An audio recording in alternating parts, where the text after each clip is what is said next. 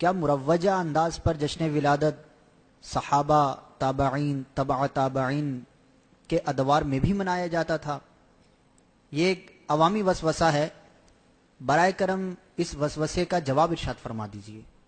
میرے بھائی دیکھو، ہر کام جو ہے اس میں یہ دلیل نہیں لی جائے گی کہ صحابہ کرام علیہ رضوان نے وہ کام کیا یا نہیں کیا۔ دراصل اصول یہ کہ ہر وہ کام جائز ہے جس کا اللہ و رسول عز و جل و صلی اللہ تعالی علیہ وآلہ وسلم نے منع نہ فرمایا۔ تو مروجہ انداز جشن ولادت شریعت میں منع نہیں ہے۔ ہر کام میں یہ دلیل نہیں لی جائے گی کہ صحابہ نے یہ کیا یا نہیں کیا۔ میں بھی کہتا ہوں ٹھیک کہا انہوں نے، ہر کام میں دلیل نہیں لی جائے گی۔ دنیا کے کئی کام ہیں جو صحابہ نے نہیں کیا، ہم کرتے ہیں۔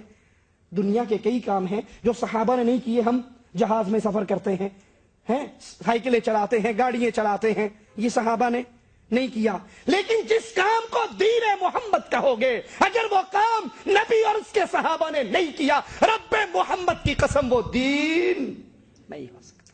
دنیا میں تمہیں اجازت ہے جو چاہے کرو، لیکن جس کو اجر و ثواب کا باعث جانتے ہو، جس کے کرنے سے اللہ کی جنت الفردوس کی امید ہے، اس کے لیے شرط لگے گی کہ یہ صحابہ نے کیا یا نہیں کیا، نبی نے کیا یا نہیں کیا۔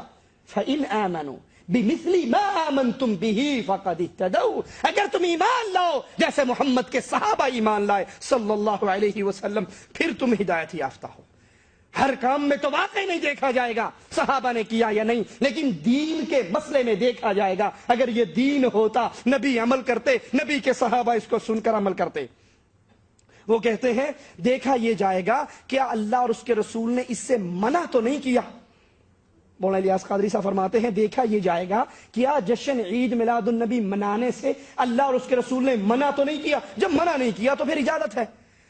سبحان اللہ، اگر یہ بات مان لی جائے، ایک رکعت میں کتنے سجدے ہیں جی 2، 3 کرنے سے نبی نے منع کیا ہے، 2 کر کے دکھائے ہیں، 3 کرنے سے منع۔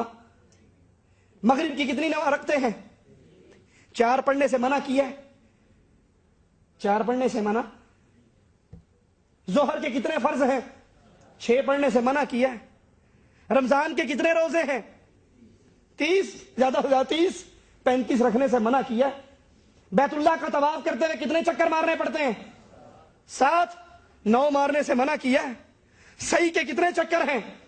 7، 10 مارنے سے منع کیا ہے۔ رمی، جماعت کو رمی کرتے ہوئے کتنی مارتے ہیں؟ 7، 20 مارنے سے منع کیا ہے۔ اگر یہ دروازہ کھولو گے تو پھر کوئی چیز بھی باقی؟ ارے اگر دین ہے عمل تو پھر جو نبی نے کیا ہے وہ کرو، اور جو نبی نے نہیں کیا وہ وگرنہ ابن مسعود رضی اللہ عنہ وارضا کے اس عمل کو کیا کہو گے جنہوں نے کوفے کی جامع مسجد میں پتھروں پہ اللہ اکبر 100 مرتبہ، سبحان اللہ 100 مرتبہ، لا الہ الا 100 مرتبہ پڑھنے والوں سے کہا کتنے وہ ہیں جو ثواب کی امید میں کام کرتے ہیں لیکن ثواب انہیں ملتا؟ اگر صرف یہی دیکھا جائے شریعت کے اندر، دنیا کی بات نہیں کر رہا، شریعت کے اندر کہ اسے منع نہیں ہے، تو پتھروں پہ لا الہ الا پڑھنے سے منع کیا نبی نے؟ پھر ابن مسعود نے کیوں ان کی کنکریوں کو ٹھوکر ماری؟ کیوں کہا ابھی تو نبی کے برتن نہیں ٹوٹے؟ ارے شریعت نام ہے، قال اللہ وقال الرسول، اللہ نے یہ کہا اور امام الانبیاء نے یہ کر کے دکھایا، صحابہ نے اس پہ عمل کر کے دکھایا۔ یہ لڑی سلسلہ ہم تک پہنچ رہا ہے، جو نبی نے نہیں کیا وہ دین نہیں بن سکتا۔ دلیل دیتے ہیں مولانا الیاس قادری، کہتے ہیں دلیل یہ ہے اگر تم کہو صحابہ نے نہیں کیا تو پھر نہیں کریں گے، تو دلیل یہ ہے کہ صحابہ کے دور میں پنکھے تھے؟ سبحان اللہ، ماشاء اللہ۔ کیا صحابہ کے دور میں لائٹیں تھی؟ کیا صحابہ کے دور میں گاڑیاں تھی؟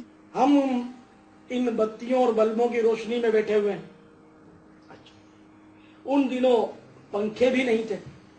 اب پنکھے کجا، اے سی کا سلسلہ، اے سی کا ڈبہ بھی اب پرانی چیز ہو گئی، اب تو سینٹرل اے سی کا نظام چل پڑا ہے۔ پوری عمارتیں فل ایئر کنڈیشنڈ ہوتی ہیں، पहले घोड़े और ऊंटों की सवारियां थी, अब जनाब वो हवाई जहाज फजाओं में उड़ते हैं। तो सहाबा किराम अलैहिम रिदवान के दौर में चराग था, तो फिर आप बत्तियों की रोशनी में ना बैठा दें, पंखों से भी तमत्तो ना फरमाएं, एसी को भी अपने घर से निकाला दे दें।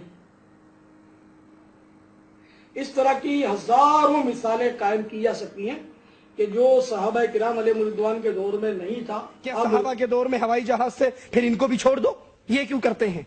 हम कहते हैं मौलाना बड़े अदब से, बड़ी मोहब्बत से, लाइट जलाना दीन है, जहाज में सफर करना दीन है, गाड़ी में बैठना दीन है, ये तो दुनिया की चीजें हैं। और मालिक कहता है वो यखलुकु मा ला तअलमून, मालिक उस चीज को, ऐसी ऐसी चीजें अल्लाह ने पैदा करनी है जिसका तुम्हें इल्म।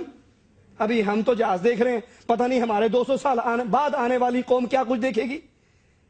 अब जो पहले दौर के लोग थे जिनकी सवारी घोड़े ऊंट खच्चर थे, वो अगर आज के दौर में जिंदा हो जाएं और जहाजों को देखें, उन्हें यकीन आएगा? नहीं आएगा। हमारे 1000 साल बाद अगर जिंदगी दुनिया की रही, क्या कुछ इजाद हो जाएगा, हमें उसका शऊर, ये दुनिया का माजरा है। मौलाना इलियास कादरी खुद कहते हैं कि अच्छा ये तो दुनिया की चीजें थी, अब मैं आपको दीन की मिसाल देता हूं। दीन की मिसाल उन्होंने क्या दी? कहा मस्जिद नबवी में लेंटर नहीं था, तुम लेंटर डालते हो अपनी मस्जिदों में, तो दीनी मिसालें दे दीजिए। मस्जिद की अगर मिसाल दूं तो ये दुनियावी है, दीनी, ये कोई बताएगा मुझे? भाई इस्लामी भाई तुमने तशरीफ फरमाए, मस्जिद की मिसाल दूं तो दीनी कहलाएगी, दुनियावी दीनी कहलाएगी ना। अब दीनी मिसाल ले लीजिए। इस वक्त आपकी मस्जिद लेंथर की बनती है, ठीक है, कंक्रीट की, और इस पर कई कई मंजिला इमारत तामीर होती हैं। तो मस्जिद नबवी शरीफ अला साहिब हस्सलातु वस्सलाम लेंथर की थी क्या? लेंथर की थी? नहीं थी ना। तो मस्जिद नबवी शरीफ अला साहिब हस्सलातु वस्सलाम के सुतून आली शान जो थे वो खजूर के दरख्त के तनों पर तने थे, और ना उस पर फर्श पर मार्बल बिछा हुआ था, ना आपके ये मोजाइक हुआ था ना, कारपेट तो अगर तस्वुर नहीं, मतलब ये कि कच्ची जमीन शरीफ थी वो, और छत मुबारक भी बिल्कुल सादा सी छत थी, लेंथर की नहीं थी। अब बताइए कि अब ये जो मस्जिदें आप बना रहे हैं, वो मस्जिद नबवी में मार्बल नहीं लगा हुआ था, तुम मार्बल लगाते हो अपनी मस्जिदों में। मस्जिद नबवी में कालीन नहीं बिछे हुए थे, तुम अपनी मस्जिद में कालीन बिछाते हो। क्यों जी? कभी आपने सुना कि कालीन पे नमाज पढ़ने वाले को एक नमाज का 27 गुना सवाब मिलेगा? बगैर मार्बल वाले की मस्जिद में नमाज होती नहीं है। लेंटर जिस मस्जिद में ना हो, उस मस्जिद के नमाजियों को आधी नमाज का सवाब मिलता है। कभी सुना आपने?